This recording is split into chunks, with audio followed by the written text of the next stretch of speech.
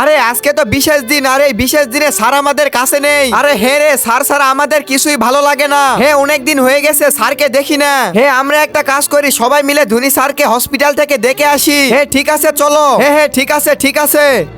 দাঁড়াও, তোমরা সবাই কোথায় যাচ্ছ?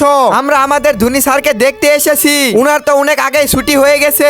তার আগে গাইস, আমি অন্যদের মতো কোনো কসম দিব না। আজকের এই আল্লাহ লেখাটি যদি ভালো লেগে থাকে তাহলে একটি লাইক করে চ্যানেলটিকে সাবস্ক্রাইব করে দাও, আর অবশ্যই কমেন্টে আল্লাহ নামটি লিখে যাবে।